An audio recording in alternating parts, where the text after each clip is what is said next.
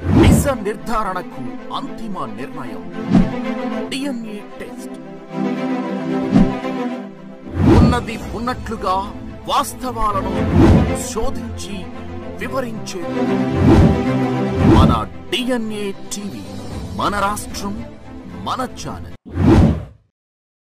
నమస్కారం, వార్తలకి స్వాగతం. ముందుగా ముఖ్యాంశాలు. ఏపీ కేబినెట్ భేటీ వాయిదా. ఫిబ్రవరి 20న జరగాల్సిన ఏపీ కేబినెట్ భేటీ అదే రోజున ఢిల్లీలో సీఎం ప్రమాణ స్వీకారం. ప్రతిష్టాత్మకంగా భావిస్తున్న బీజేపీ. ఢిల్లీ సీఎం ప్రమాణ స్వీకారోత్సవానికి హాజరవుతున్న సీఎం చంద్రబాబు.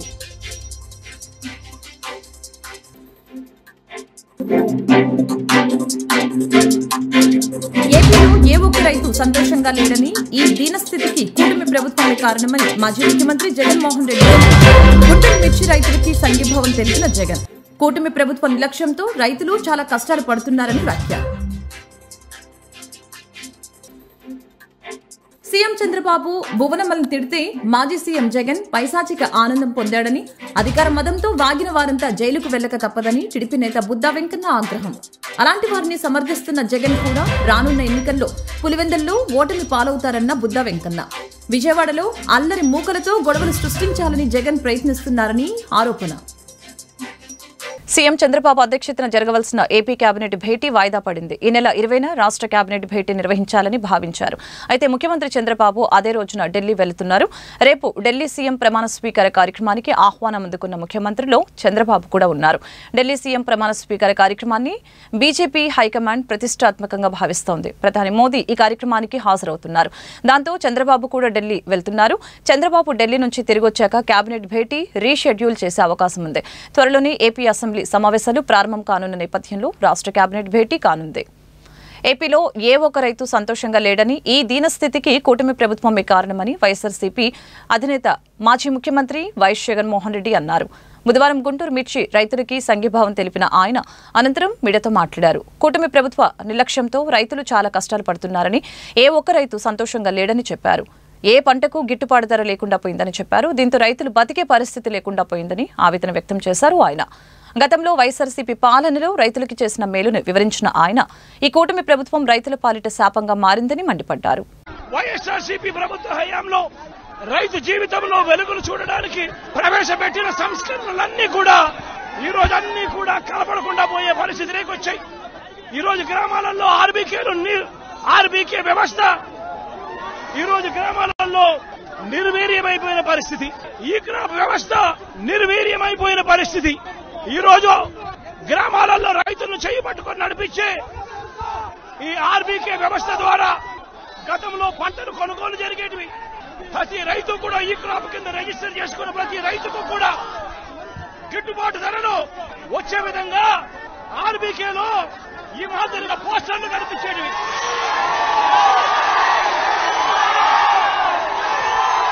ప్రతి ఆర్బీకేలో కూడా ఈ మాదిరిగా పోస్టర్లు కనిపించేటివి.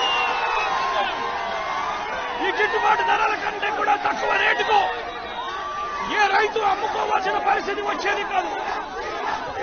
ఒకవేళ అమ్ముకోవాల్సిన పరిస్థితి ఏ రైతుకైనా ఉంటే ఆ రైతు ఆర్బీకేకి వచ్చి రిజిస్టర్ చేసుకుని 1907కు ఫోన్ చేస్తే చాలు, ఆ రైతులకు వెంటనే ప్రభుత్వం జోక్యం చేసుకుని పంటలు కొనుగోలు చేసే పరిస్థితి.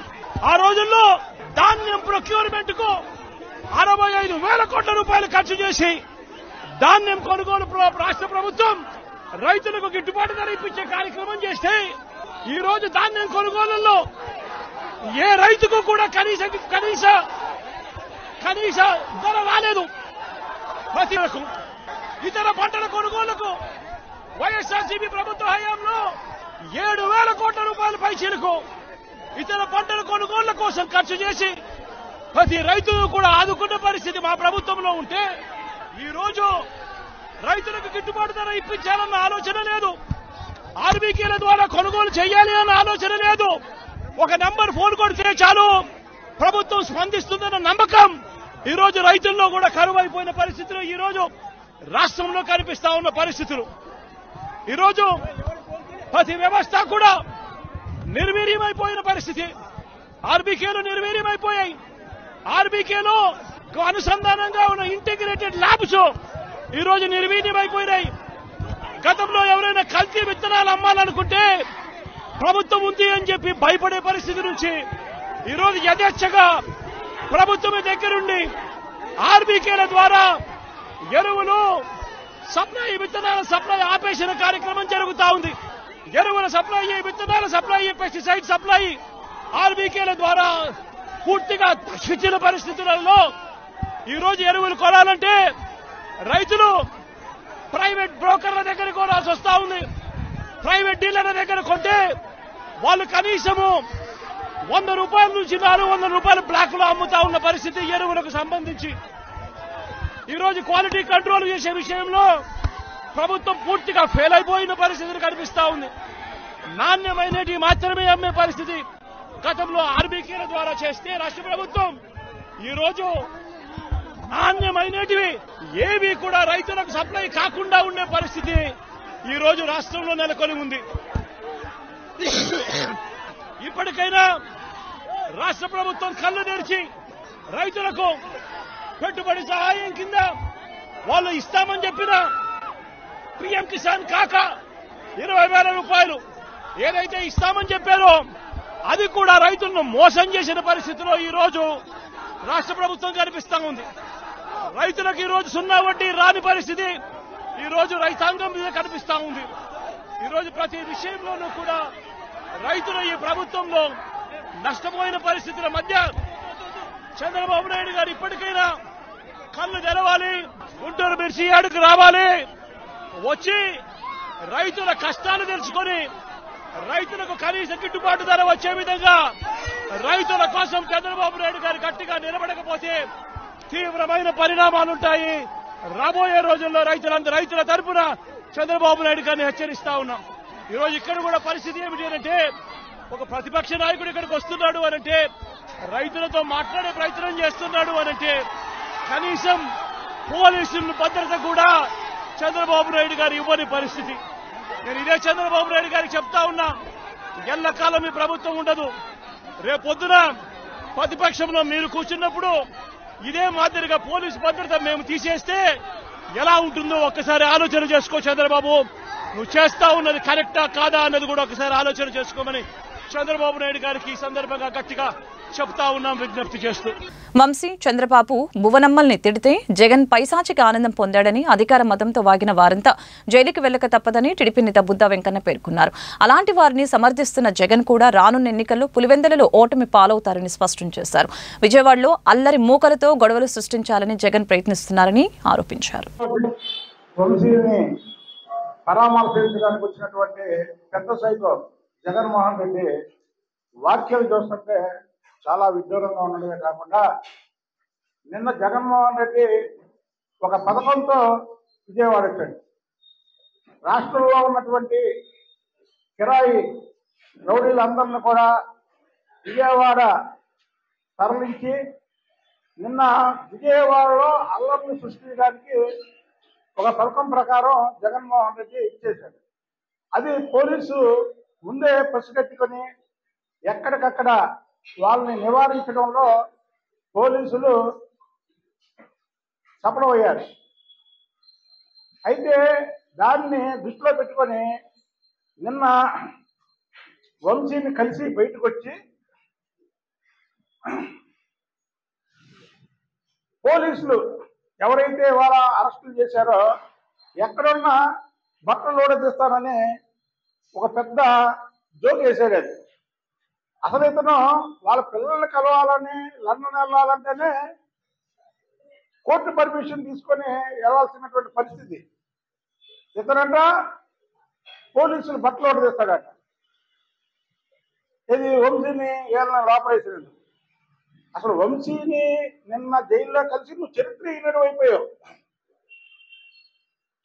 వంశీని జైల్లో పెట్టినప్పుడు కనీసం ఆ రోజు ఖండిద్దామా వద్దా అని మీ వేషాలు లెక్కించి ఖండించడం కూడా ఆ రోజు నువ్వు ఖండించలా.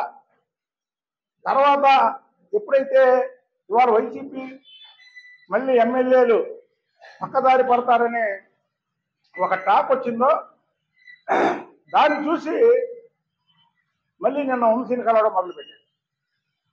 పిన్నెల్లి రామకృష్ణారెడ్డిని కలిసావు, వల్లభనేని వంశీ కలిసావు. సరే, నేను నందిగామ సురేష్ మంచారని చెప్పను.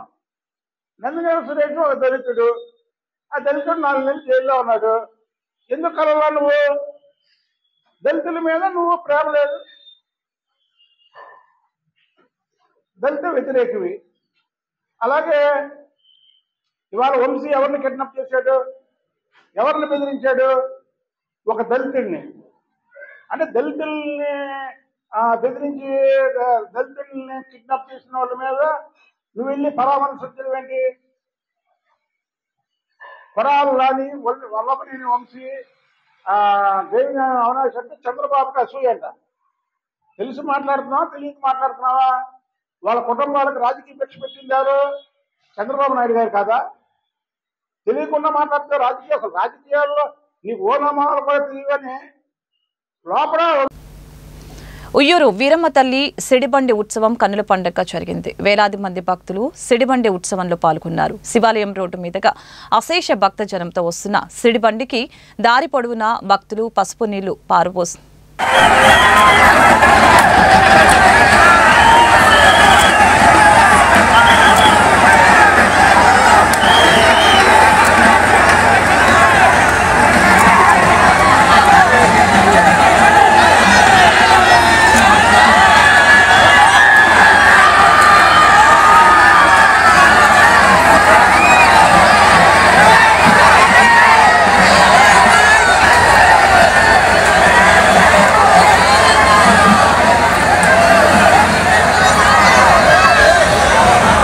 బిల్లులు లేకుండా జీటీ ఎక్స్ప్రెస్ లో ఆగ్రా నుంచి విజయవాడకు తీసుకువచ్చిన 107 కిలోల వెండిని ప్రభుత్వ రైల్వే పోలీసులు స్వాధీనం చేసుకున్నారు. సాధారణ తనిఖీల్లో భాగంగా తనిఖీలు నిర్వహిస్తూ ఉండగా బిల్లులు లేని సుమారు ₹1 కోటి పైచిలుక విలువగల వెండి ఆభరణాలను స్వాధీనం చేసుకున్నామని విజయవాడ రైల్వే స్టేషన్ ప్రభుత్వ railway police CI JV Ramana తెలిపారు. స్వాధీనం చేసుకున్న ఆభరణాలని సరైన పత్రాలు లేని కారణంగా జీఎస్టీ అధికారులకు అప్పగించామని చెప్పారు.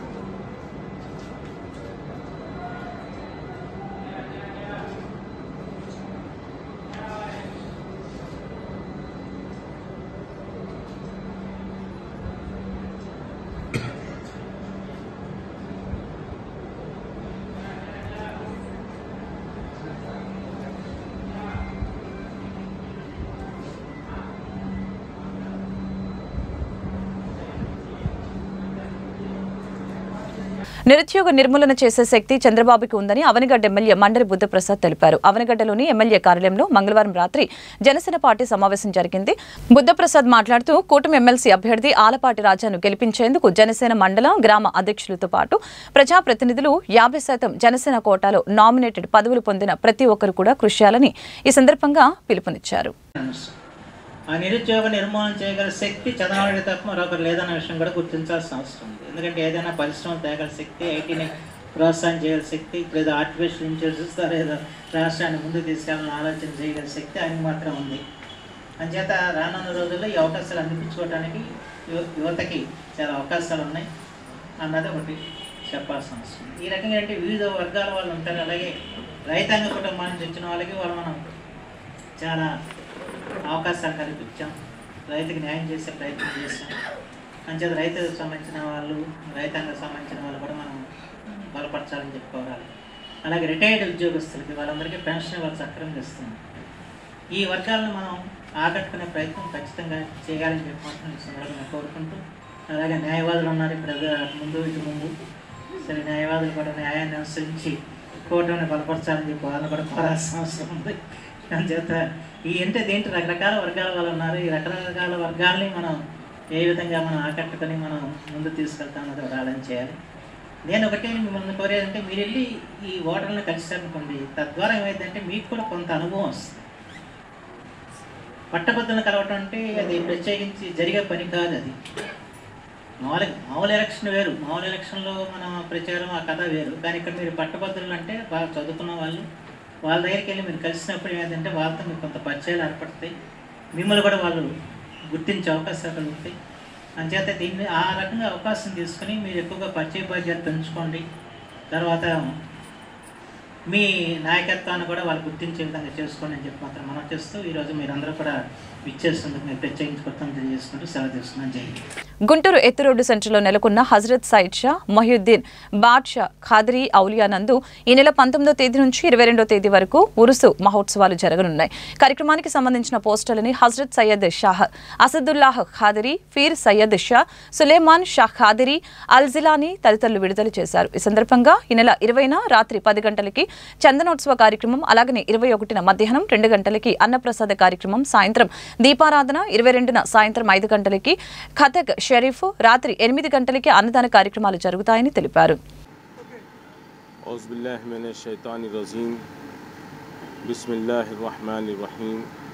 اللهم صل على سيدنا شفيعنا وحبيبنا مولانا محمد وعلى آل سيدنا مولانا محمد وبارك وسلم والصلاة والسلام عليك يا سيدي يا حبيبي والصلاة والسلام عليك يا رسول الله صلى الله عليه وآله وعلى كماله غوثنا غوث الأعظم أبو محمد معين الدين شيخ عبد القادر الجيلاني اقصدني بحق لا إله إلا الله محمد رسول الله صلی اللہ علیہ وآلہ وسلم.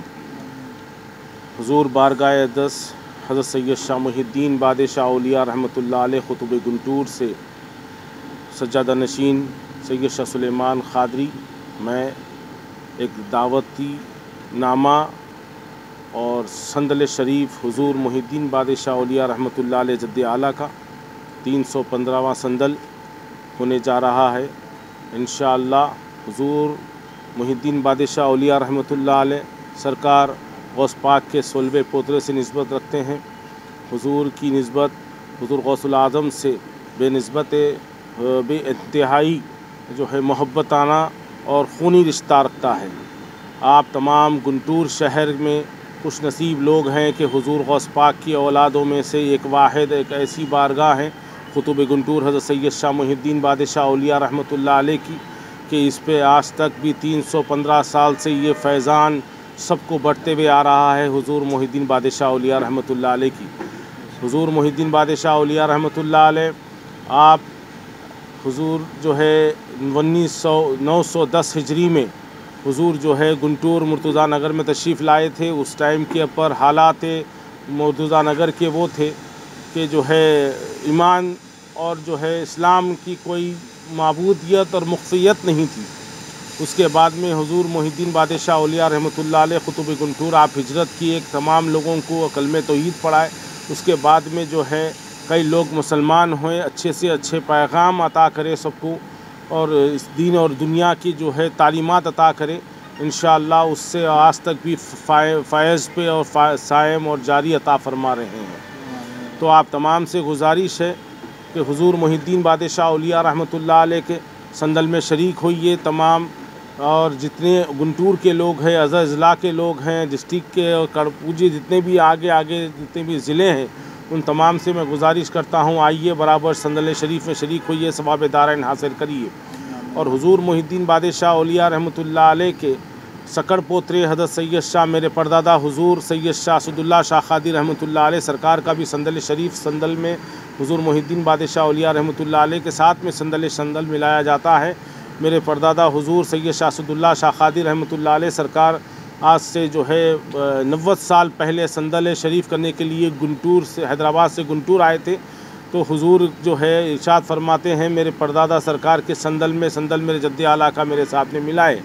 تو سرکار کے صدقے میں ان کی زندگی میں جو ہے سرکار جو ہے اگر اپنی نصیحت دیے ہیں ہمارے. ఆంధ్రప్రదేశ్లో కులగణన ప్రక్రియ వెంటనే ప్రారంభించాలని బీసీ సంక్షేమ సంఘం జిల్లా అధ్యక్షులు కుమ్మర క్రాంతికుమార్ డిమాండ్ చేశారు.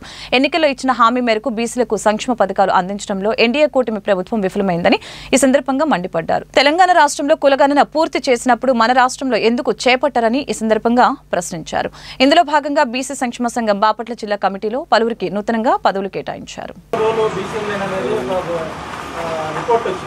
కానీ ఏపీలో టెక్నికల్ ప్రాబ్లమా ఎందుకని అనుమానం పడుతున్నారు. టెక్నికల్ ప్రాబ్లం కదా. ఏపీలో కూడా అత్యధికంగా బీసీలే అనే దాని మీద చాలా స్పష్టంగా అందరికీ తెలిసిన నిజం.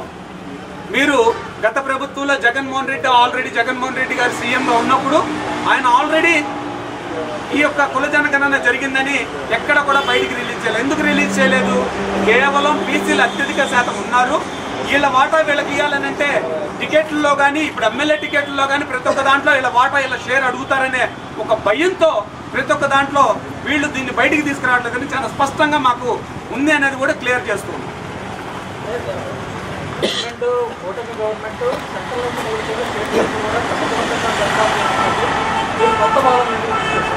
ఇది కొత్త వాదం కాదనా?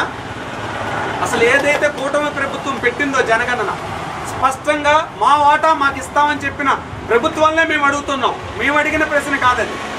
వాళ్ళు ఇచ్చిన హామీనే నెరవేర్చమంటారు. మాకు చాలా స్పష్టంగా క్లియర్గా తెలిసిన విషయం ఏంటంటే ప్రతి ఒక్క నియోజకవర్గంలో 50 to 60% ఈ బీసీలు ఉంటారు, ఇంకొక 15-20% ఎస్సీ ఎస్టీలు ఉంటారు, తక్కిన 20% మాత్రమే ఓసీలకు కన్ఫర్మ్ అయి ఉంటుంది. కాబట్టి మాకు సంబంధించిన వాటా మాకు ఇవ్వాలి. రాజకీయ పరంగా ఓట్లు వేసుకునేటప్పుడు మాట్లాడే మాటలు కాదు. రాజకీయం ఓట్లు అయిపోయిన తర్వాత గద్దెనెక్కిన తర్వాత కూడా ఒక స్పష్టతగా ఒక నిజాయితీగా పనిచేయాలని మేము కోరుకుంటాం.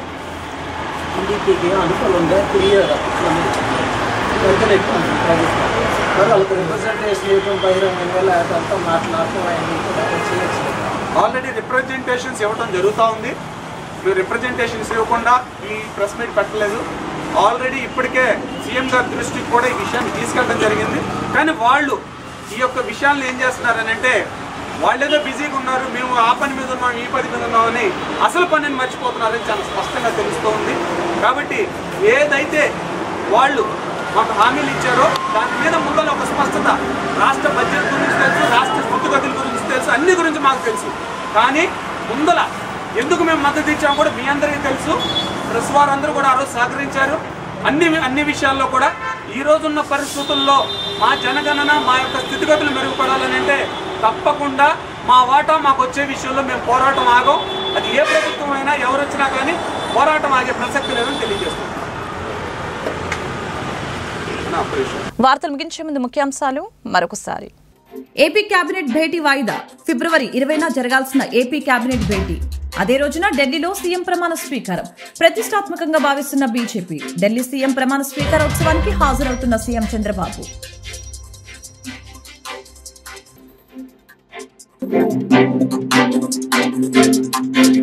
ఏపీలో ఏ ఒక్క రైతు సంతోషంగా లేరని, ఈ దీనస్థితికి కూటమి ప్రభుత్వమే కారణమని మాజీ ముఖ్యమంత్రి జగన్మోహన్ రెడ్డి. గుంటూరు మిర్చి రైతులకి సంఘీభావం తెలిపిన జగన్. కూటమి ప్రభుత్వ నిర్లక్ష్యంతో రైతులు చాలా కష్టాలు పడుతున్నారని వ్యాఖ్య. సీఎం చంద్రబాబు భువనమల్ని తిడితే మాజీ సీఎం జగన్ పైశాచిక ఆనందం పొందాడని, అధికార మదంతో వాగిన వారంతా జైలుకు వెళ్లక తప్పదని టీడీపీ నేత బుద్దా వెంకన్న ఆగ్రహం.